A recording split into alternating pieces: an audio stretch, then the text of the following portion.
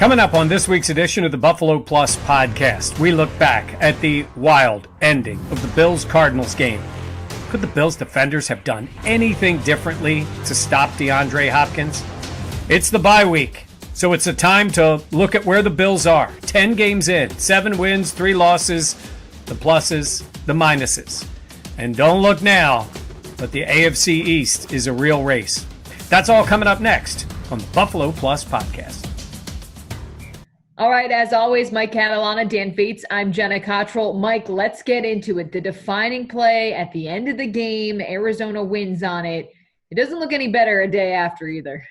Unless you're an Arizona Cardinals fan, right? That's true. I mean, I swear, I watched that play, I slowed it down, and the ball is 5 inches away from DeAndre Hopkins' hands. And in my head, I'm going, there's no way he catches this ball. I mean, it's incredible what he did. And look, he has a right to be. He's a pretty arrogant guy when he talks about himself. I listened to his interview. But what he said is so true, Dan. He's like, if the ball is there and I get my hands on it, I'm going to catch it. And he did. And he made a phenomenal play. Well, his comment or his line after was even better, kind of saying there were 3 guys. He kind of called it like a basketball, that he kind of dunked on 3 guys. But then he said that those guys were in good position. Like he acknowledged that he really shouldn't have caught the ball, but he said, I made a better catch by eye. It was a better catch by eye. That was the exact line from Hopkins saying, yeah, it was a great play. They were in position, but it was a better catch by eye. And it was. And Mike, I know you talked to McDermott today. You know, Sean was asked so much about it after the game. It was, I don't want to say beating a dead horse, but to some respects, what do you expect McDermott to say to some respects of the guy just made a freak play, that the Bills had their 3 best guys that they wanted there in position, and Hopkins just out-jumped him. Micah Hyde said, you know, that's kind of what happened. Yeah. But you know, and he was asked about what would he have done? Coaching, he called a timeout. Somebody, one of the reporters asked, you know, why'd you call a timeout? Did that give Arizona a chance? And he's like, well, it gave our guys a chance to rest, and we got to see a formation. And Mike, it's just a great play, right? It is. Now, but there are things maybe you look at and say, in the future, you know what I wanted to really get to, and I didn't get a chance, was does he listen now to input from those guys? Those are veteran guys that might say, hey, if we're ever in this spot again, is there something we could do a little differently? Because Hyde even said he got boxed out, and you know, there are possibilities of doing things. One of those things is you are going against DeAndre Hopkins. Maybe you hit him at the line of scrimmage. Maybe you do something to slow him down, make it a little more difficult for him to get in the end zone. Anything that doesn't allow him to get there and get set up, which he was able to do. So there, you know, that's why I asked him if there's teachable moments. There always is, but there may be things they see and say in the future, maybe we would do something a little differently to give ourselves a better chance to make that play. Because you're not just going to get taller, right? I mean, Trey White didn't get any taller. But Jenna, I mean, we talked about it last night. They do that play 99 more times. Mm-hmm. Hopkins maybe comes down with it one more time, Jenna. Yeah. I mean, but that's the thing about the NFL is I feel like the margin of error, the talent around, and I'd rather have the Bills lose this game in November. Like Deion Dawkins said post-game, look, this isn't the Super Bowl. But at the same point, it came down to one play, and that one play really mattered. And that's what's tough. And I know a lot of Bills fans are very bitter about it, considering the way that it did go down. But when you look at it now back and have some time to kind of take a second look at it, or a third, or in Mike's case, 45th, I think there's some things that – yeah, maybe Jordan Poyer coming in a little bit later. Maybe he pushed Trey White just a hair. Maybe they, you know, Trey White went up with 2 hands. Maybe he should have done 1. But I agree with Mike. I would really talk to Trey and Micah and Jordan and see what they have to say as well, because those are veteran guys like Mike mentioned. And I think that's so important. Look, he's shaking his head like we're talking about the running game, Jenna. Look at him. No, I think it's important, though, to get that input, because those are the guys – that didn't make the play, and they're experienced enough to say, this is what went wrong. Here we go. Go ahead. Make sure I didn't mute my mic. This isn't like in basketball when you're up 3 and whether or not to foul. If you grab him at the line of scrimmage, you now make this, instead of a 50-yard play, you make it a 40-yard throw. Like, and it wasn't going to be the last play. Like they were in between. And McDermott even said that he wasn't sure if that was going to be even the last play because they could have thrown something to the sidelines to get them closer. They could have, which makes it less of a Hail Mary and more of a regular pass. You don't want to give up 25 yards. My point is, I'm not saying get a penalty, but you could, right? There are teams that would go right out and tackle DeAndre Hopkins. Go ahead. Do that to Gronk? Haven't teams done that to Gronk? I think they've attempted to. You keep him out. Now, it's something you might do a little closer to the end zone because that's what they're going to come back with, and they only got 2 shots at it, and they're going to get a second one. Because let's be honest, even with 11 seconds and that play took a while, if for say it went incomplete, they would have had the chance to run another Hail Mary play at the end. Right. So there's the idea. But I mean just slowing them down. I mean, anything that's a little different. Jenna, the circumstances were unique because there was 11 seconds. They needed a touchdown. Yep. And it's DeAndre Hopkins. And I don't know if there's a guy better at going up and getting the ball than he is. Yeah. I think the one takeaway, though, is Jordan Poyer said post-game, that's not a drill we work on all that much. That's going to be a drill that the Bills will work on now. And again, it's not great. You never want to see a team that you love, for the Bills fans, lose in that way. But that's something they're going to look at and address going forward. And by the way, can we Gabriel Davis out there? I don't know. Now see, that's what I wouldn't do. I would not put a guy who doesn't play defense out there. I know some teams have done that with bigger receivers. Remember when Gronk was on the field against the Dolphins? And it backfired. Yeah. But I might have Tremaine Edmonds back in the end zone, right? Yeah. I mean, he is a defender, and he's the tallest guy you have. That's not a defensive lineman. I mean, would that help? I don't know. And maybe that's the case. Okay, Dan, you're going to tell me it makes no difference. No, I agree with all of these things. It's hindsight. This is just hindsight. But we're talking about hindsight that becomes preparation for if it happens again, because I always say to you guys at end of games, I worry about onside kicks, and you always worry about a Hail Mary. Okay, pardon me for 1 second while I delve back to the very, very, very distant past when the Eagles won the Super Bowl. But you do remember they had to guard a Hail Mary to Gronk with 5 guys around him, and 2 different Eagles touched that ball and nearly tipped it up in the air, which is knock it down territory. If I hear one more person tell me the Bills should have knocked it down, first of all, they were barely able to get to the ball. They didn't get to it. They were not in a position to knock it down. In fact, if Trey touches the ball there, he might have popped it right up to DeAndre Hopkins. No, I agree. But we heard Sean McDermott again say he'll take those 3 guys. Yes. And that play again. I don't know. I agree. I'm just saying I see your side and I get it. And you're right, Jenna, this is probably not something they practice a whole lot. And you could do other things. And Mike, you've seen the Music City Miracle, and now you were there. Like, now teams understand that, like, you stay in your lanes on those kick coverages and things like that. I don't know. It's a fluke play. Well, I will say you were right at the beginning. I believe this horse has gone to the glue factory. It's done, right? So I think it's done. I think the game is over. The point we were trying to make is it's such a unique play. It's like it used to be like guarding a onside kick, right? You just, because some teams weren't very smart at it. The Bills happen to be really good because teams kick it to Micah Hyde. But I do think I will make you a bet right now. A couple of these before the end of the season ends with another attempt at a Hail Mary. They're guarding a Hail Mary. Yeah. I'll take that. All right. You got to be ready.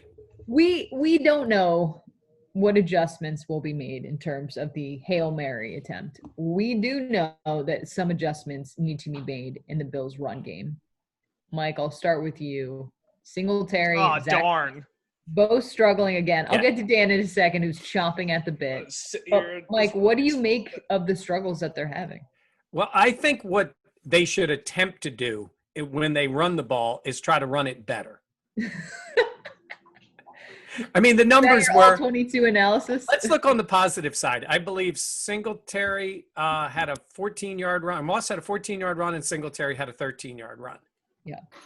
Can we just end there with the positives, Dan? Stop the count. Yeah, they do nothing. And, you know, I wonder if at times you continue to run in those circumstances because of something the defense is doing, because it really was, as much as I like to stick up for Brian Daboll, it really was incredibly ineffective in this game. Yeah. And you were getting nothing out of it. And you were not only getting nothing out of it, you were leaving yourself in 2nd and 9, 2nd and 10, 2nd and 11. And now you're just set up. Everybody knows what you're going to do. Go ahead, Dan. Yeah. Oh, can I? Yeah. Yeah, right. You go ahead. It was infuriating because I saw, even though Josh did make some mistakes in the second half, they still found success through the air.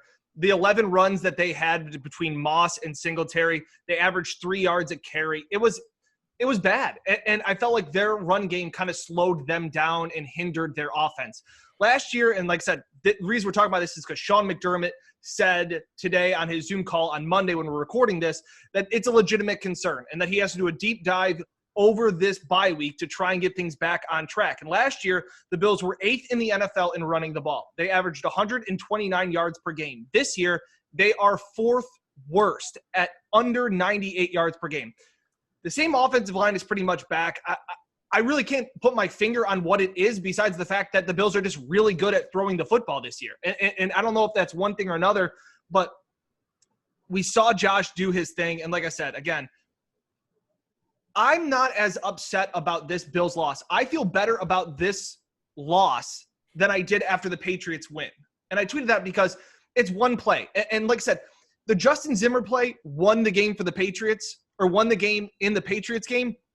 I felt that New England was going to score and win. Like, yeah. I just was like, so that one play didn't change my thoughts on that the Bills played poorly against New England. This one fluke play, with everything the Bills did wrong, they couldn't run the ball, and they were trying to run the ball.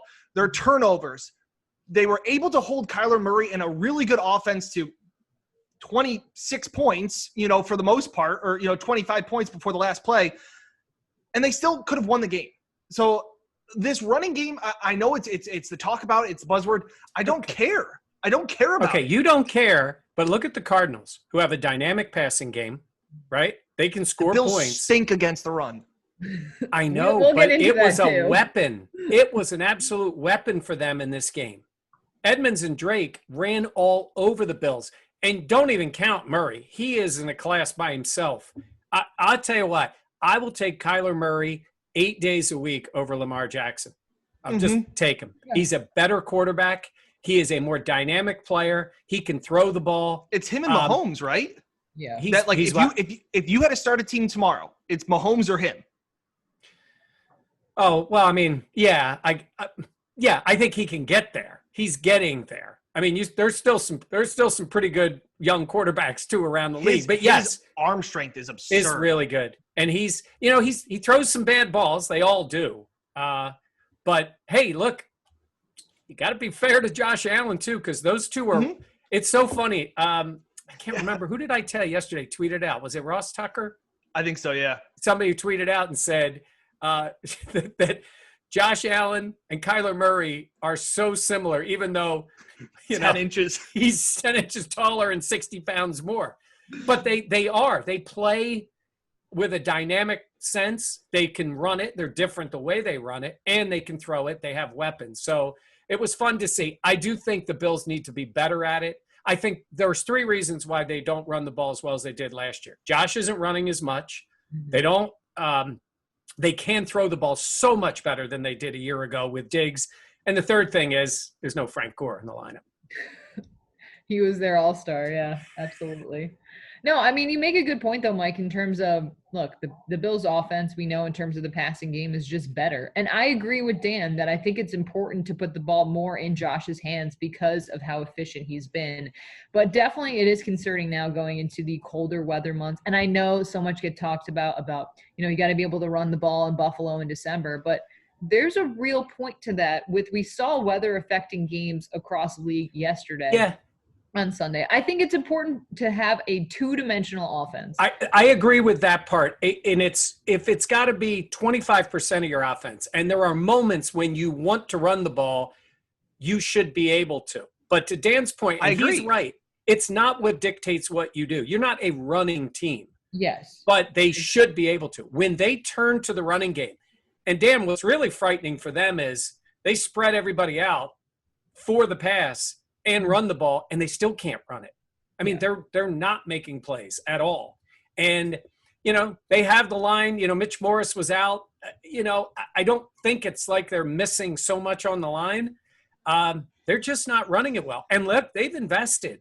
Second round pick in running backs. Like, they've got guys who are supposed to do well, and they're not getting it. So I think you'll see them try to get better at it, but still keep it as a limited but important part of the offense. Yeah, and that's the thing is that I don't want it to be like, well, we have to run the ball X amount of times to be successful. Yeah. You don't need to.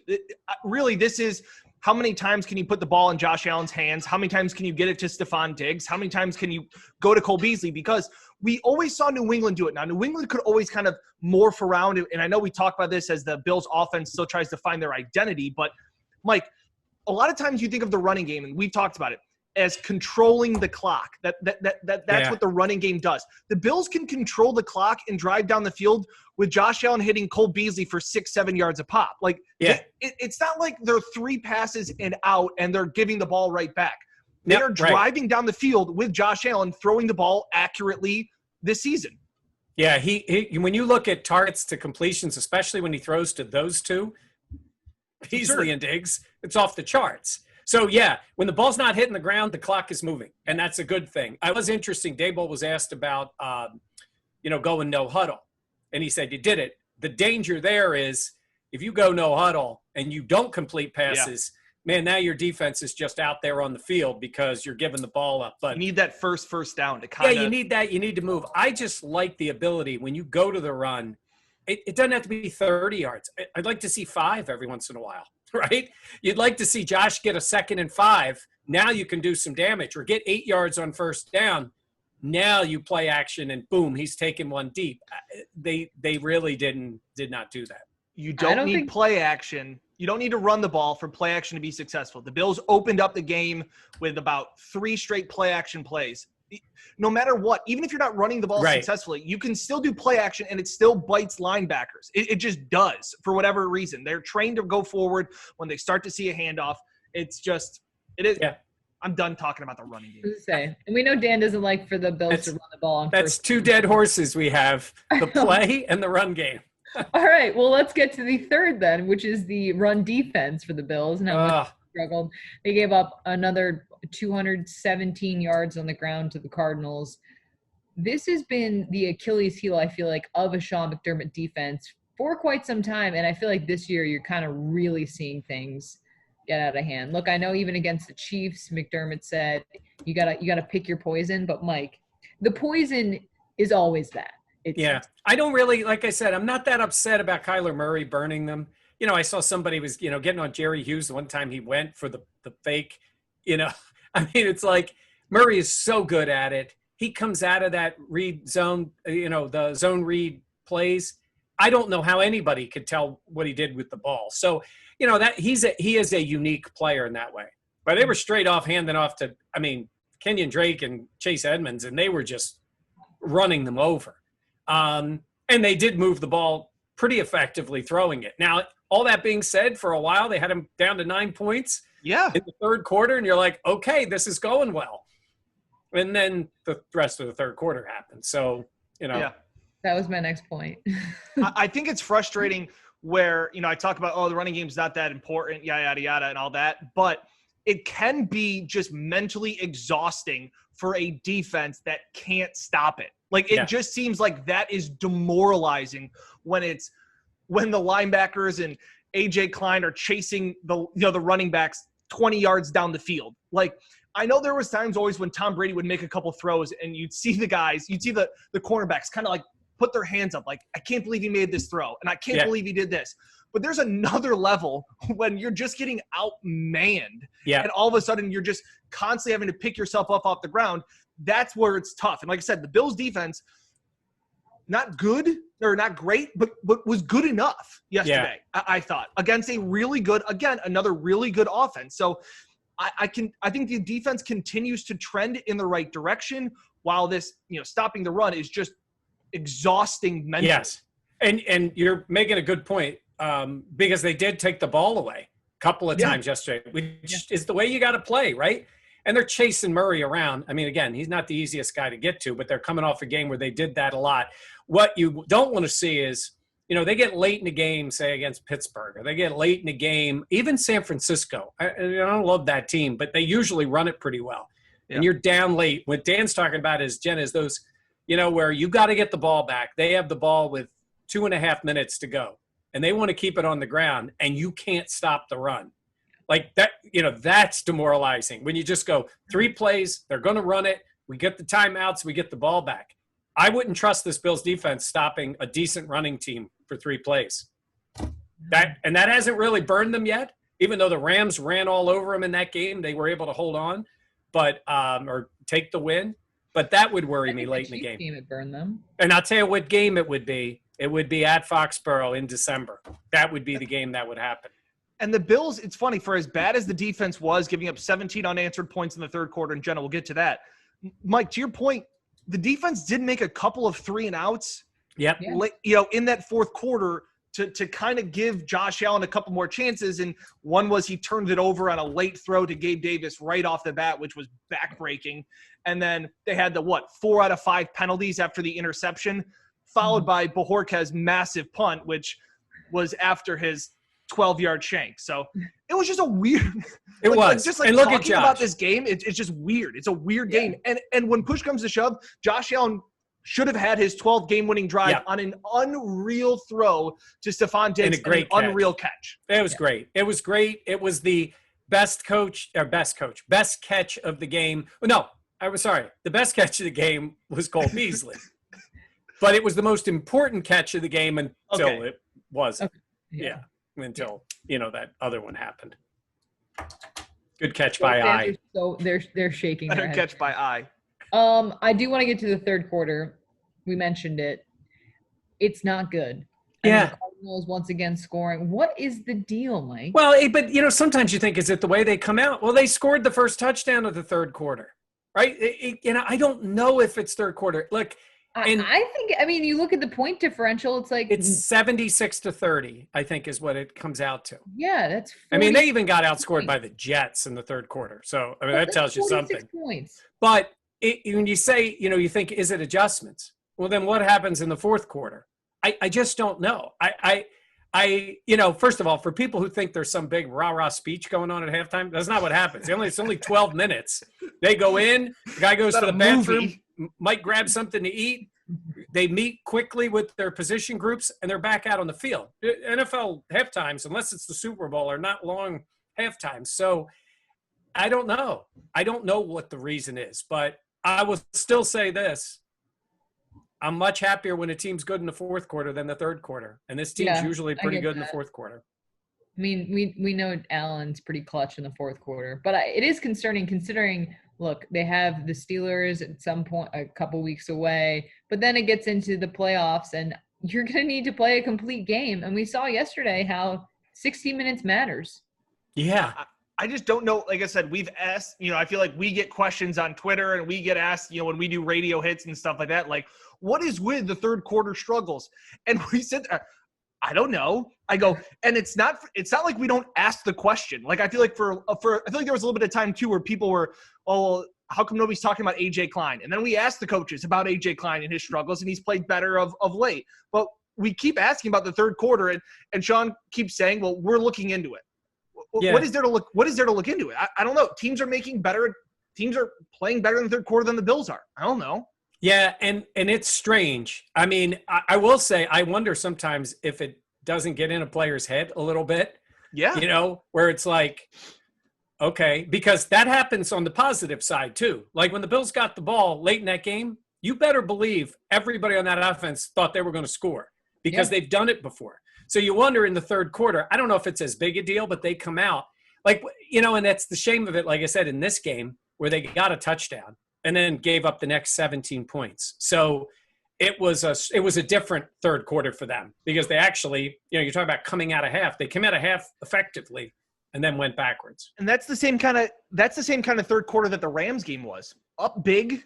I Yep. don't know if it's just a let off the gas a little bit or what, because it was kind of that similar thing. This game seemed to be in complete control for the Bills when they scored that touchdown to go up 2 scores, and then all of a sudden you kind of it was a 3 and out, it was a touchdown, it was a 3 and you're like, okay. And then Murray started running the ball.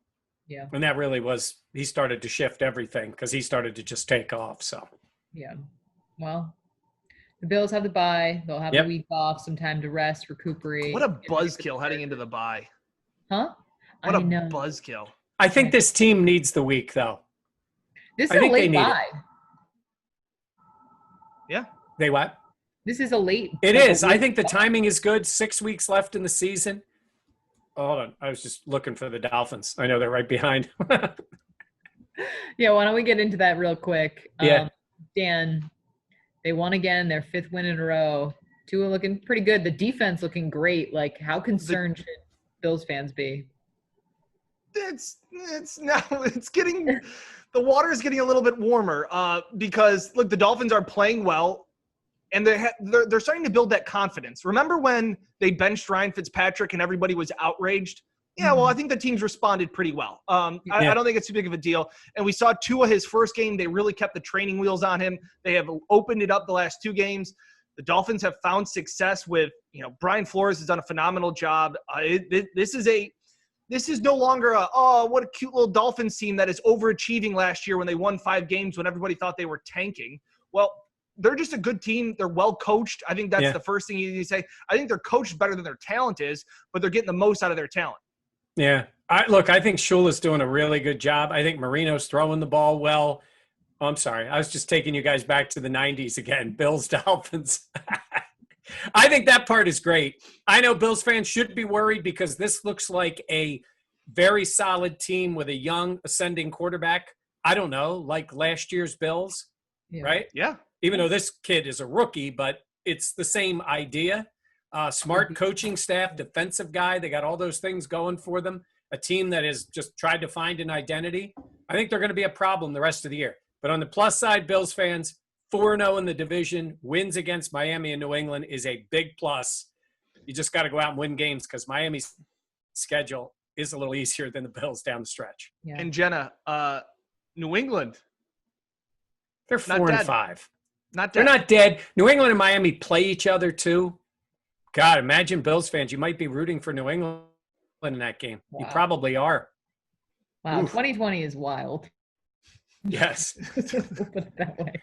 All right, make sure to tune into Buffalo Plus on our YouTube page, as well as check out buffaloplus.com for your bye week, all your info and Bills updates from Mike Catalana and Dan Fetes. I'm Jenna Cottrell. Thanks to you so much for listening. We'll catch you next time.